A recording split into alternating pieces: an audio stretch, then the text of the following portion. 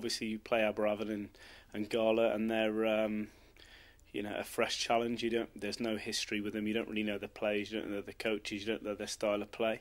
With any championship team you play in the B&I Cup. So I'm thinking back to Pirates 2 seasons ago. There is a history between the two clubs, and there is a subplot, if you like, of upcoming games and past games. So I think familiarity breeds kind of competition, if you like. So there will be an element of a subplot to the game, whether it's admitted or not. But I think it's there because because of that history with Leeds. And from what you've seen from already this season, it's likely to be a very tight encounter out there.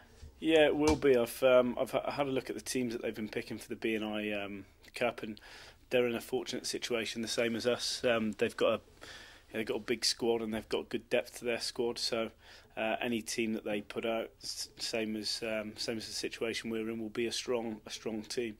Yorkshire's a very strong rugby area, and they've been blessed with a really good academy, and they've always got a good stream of young talent coming through. So there'll be a mixture of strong young academy boys and some of their more experienced championship performers. Yeah, and given Bristol's record up there is, let's say, mixed over the years, does getting any kind of win in whatever competition just it gives that positive memory at the back of players' minds? Yeah, it does, and it's very much about this weekend, really. Obviously, a lot of things change in rugby, so there's no baggage with us about any kind of past records. It'll just be going up there this weekend and trying to get a positive experience. So when we go back up there in the championship, we've got something to draw back on. But it is very much about this competition and this weekend, really. Is there any temptation to include a few more of the senior players for a game that might be seen to have a bit more on it? Yeah, well, if you look at last weekend, there was a lot of senior players there. There was the likes of Ben Skirvin playing, and Luke Eves and Ben Mosses and Rookie Tapuna and Adrian Jarvis. So I think we've shown throughout the competition that it will be a real mixture. I'm sure it will be this weekend as well, because obviously we did have a slight layoff, so we didn't play since the 28th of December against Moseley, and players need rugby, so there will be a mixture for that reason. Boys need a run out. You can train as much as you like, but there's nothing that can really replicate the demands of a game. Yeah. We've talked a lot about the younger players in this competition, and that's what you've done, giving them the chances. But to see Yorkie get another couple of tries and Joe get one as well, that must do your heart good. Yeah, it's great. It was. I was pleased for Joe as well, actually, because he's had a fair bit of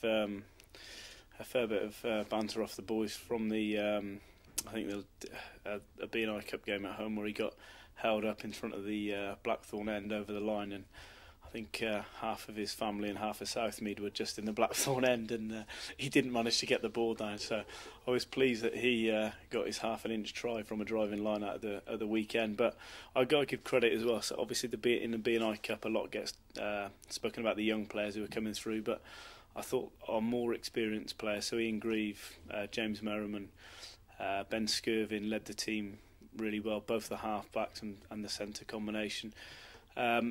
Gave the young players a platform to show their skills off.